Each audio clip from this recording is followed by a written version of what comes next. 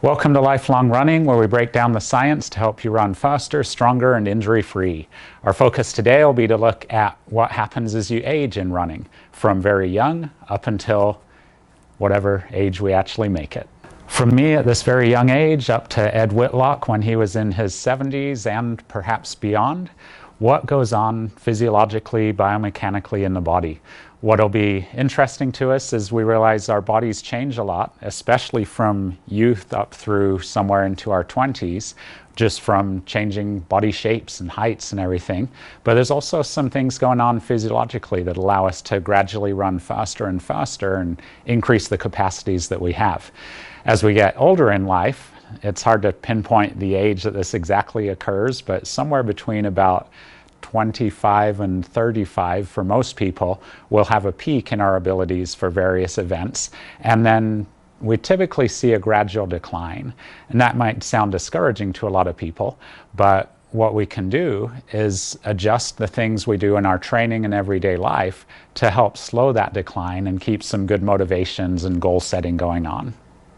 Let's think about some of the favorite runners that have inspired me, that have run successfully into later years beyond what many people have already retired. So Bernard Lagat would be a great example of this. Great finishing kick at the end of a 5K to win the US Championships as a 39-year-old, and still highly competitive on the international stage at that age. I also think of Mebke Flesky, someone that I've admired for many years, loved his book, 26 Marathons, seeing what he'd gone through every step of the way. And at 39, that's when he ran his best time in the marathon and won the Boston Marathon that day. Many had counted him out as one that might be a contender for the victory. Around that time also, great success in the New York Marathon, winning that one. I also think of Dina Castor, who was able to set the American record for the Masters after setting the American record when she was not a Master. Sarah Hole has been running amazing lately also in what we consider Masters running. So good success, a lot of people. One more to mention, there's so many, but Colleen Darouk, 47 years old, still ran a 2:30 to qualify for the Olympic Trials Marathon. So there's a way that we can maintain, or at least come closer to maintaining, our abilities as we age. But first, let's take a look at what changes in the body with age, and then we'll discuss some ideas of what we can do about it. One of the big focuses that we look at for performance is what our resting heart rate is and our maximum heart rate. I've noticed throughout my life that my resting heart rate has changed very little as I've gone through various decades of life. My maximum heart rate has declined quite dramatically, actually, since somewhere in my 30s is where I noticed it was gradually creeping down more and more. Now, that could be viewed as a very bad thing, and it does seem to impact how much blood we can flow through our body at any given point in time. But for longer races, we're typically not getting to our maximum heart rate anyway. So we often see a decrease in performance in some of the shorter races, maybe 800 through 5K, but marathon times seem to be maintained a little bit better, and I think that's partly because we don't need to get to that maximum effort for the majority of the race. So we can still perform quite well in longer races, and we can still set some goals to make meaningful things happen in the shorter races, but maximum heart rate will gradually decline. Whatever training we can do close to that maximum heart rate may have a good effect on trying to slow that decline a little bit as we progress through the years. Muscle mass is something else that can change as we go through the years of life. If we're not loading those muscles, they're going to gradually atrophy. Here's some images from an MRI showing a cross-section of a thigh of a 40-year-old triathlete, a 70-year-old triathlete, and a 74-year-old sedentary man. And you can see there's a lot more fat mass mixed in on someone that's sedentary and less muscle mass. But one of the keys to look at here is the younger to older triathlete looks very, very similar. So in terms of the muscle volume and mass that's there, if we're continuing the training that we're focusing on, and especially if we can include strength training with that, we're going to slow that decline or maybe even prevent it, or in some cases we could even add some muscle mass as we go through the years of life. So if you need a little extra help on figuring out some strength training, then make sure you get with the Run Strong coach, Braden, and he can give you some good tips on what you can do as you age while still maintaining some of that muscle mass.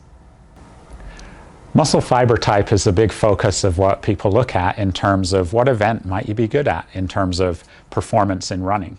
We have a spectrum of fiber types.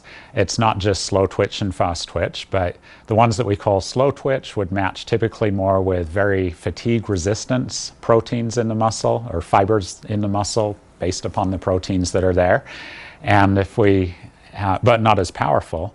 If we go to the sprinter, we'll see a lot of fast twitch fibers that are very powerful, produce a lot of force in a short amount of time, but they also fatigue fairly rapidly. And we'll probably have a good mix of those throughout our bodies, but one person could be shifted very dramatically towards slow or fast twitch compared to another.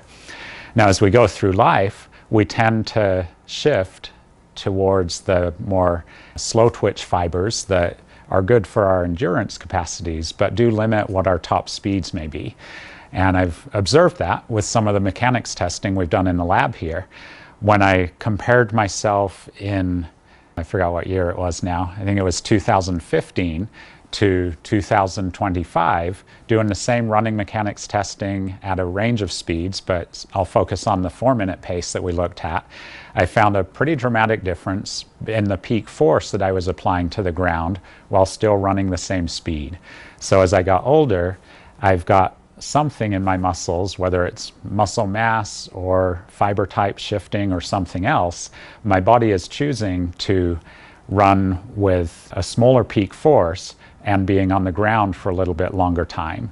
That's a detriment to what we want in terms of sprint performance, but it's at least allowing my body to maintain those speeds by adjusting the technique a little, because my muscles are not quite as powerful as they used to be for probably really a variety of reasons, but fiber type might be one of those. It may be shifting a little bit as I age.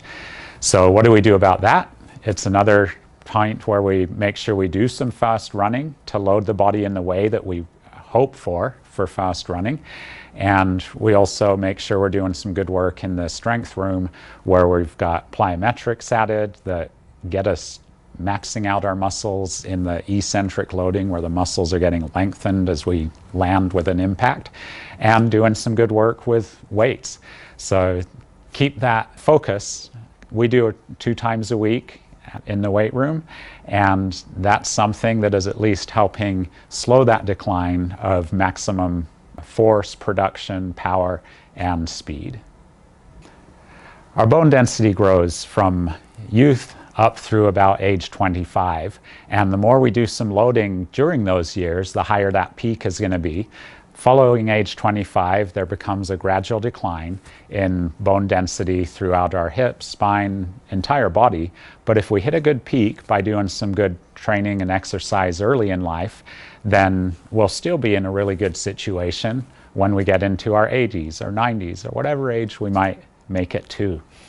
And there are some things we can do to keep that bone density from decreasing too much. If it does get low, we'll be more susceptible for injuries such as stress fractures. So it needs to be a big focus. It's usually something that we don't know what's going on in our body until we have issues though. So if you're able to get a DEXA scan or something that can measure your bone density, that would be a great thing to do to know where you are now, and you can check it every few years to see how things are changing, or maybe even not changing if you're gradually improving what you do to maintain that bone density. So a big focus should be on training appropriately. We need to make sure we have the right bone turnover. If we do too much training before our body's ready for it, we break down the bone and it doesn't have time to rebuild. If we do nothing, then the bone's going to gradually decrease and atrophy just the way muscle does. So we need the right amount of training, which depends on so many factors. I can't explain all of that right now for you, and I don't have all the answers either. But appropriate training, and then nutrition is critical. I'd suggest you focus on some articles and get online and talk to a nutritionist for the specifics here. But vitamin D, calcium, there's other nutrients we need to be very careful about to make sure our bone density is getting the help it needs nutritionally. There may be hormonal changes that can change things, and a doctor can help you understand what you need to do in terms of hormones and perhaps even some drug therapies that may have some benefits to maintaining your bone health as you age. Now, if you can keep good bone density going, then you're going to be more resilient to any bone injuries and be able to keep the training going that you like to without breaks for recovering from a stress fracture. Some people may get a bit discouraged as they realize their performance times are gradually decreasing. A few years ago, I looked at some data and saw that most people lose about 2 minutes on their marathon time per year once they turn 50 years old.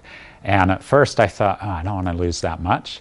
But I thought that's the averages that are showing up in this article I looked at. And I thought if I do some things, maybe I can change how much that is for me at least. So I set some goals of not losing more than 1 minute per year and did everything I could to maintain and run well.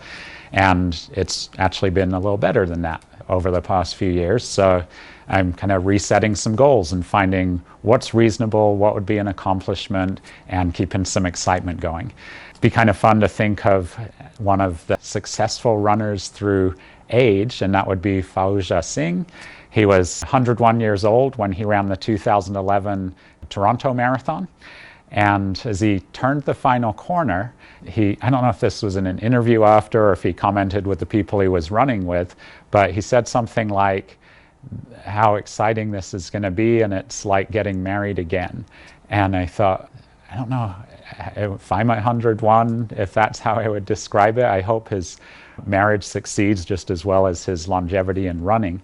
But even at 101, he's setting goals that he can accomplish and be excited to keep moving, putting one foot in front of the other, and establishing a goal that could be exciting to him, even though it's much slower than he had run in previous years.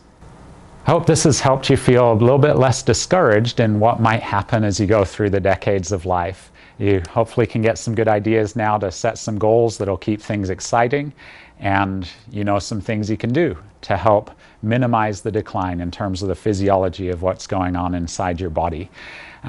One thing that might help you is if you look at the results, age group results on certain races, you'll notice that there are a lot of runners, especially doing marathons, that are in their 30s and 40s. And then whether it's because they lose interest in it, get slower, and don't stay motivated for it, or at some point maybe they're just leaving the earth before you have, there's a lot less people you're competing against. So as you go through these different age groups in life, your odds of finishing up at the top are going to keep going up. So keep that going, keep running, keep doing all the things you can to keep a healthy body and finding the success that you'd hope for.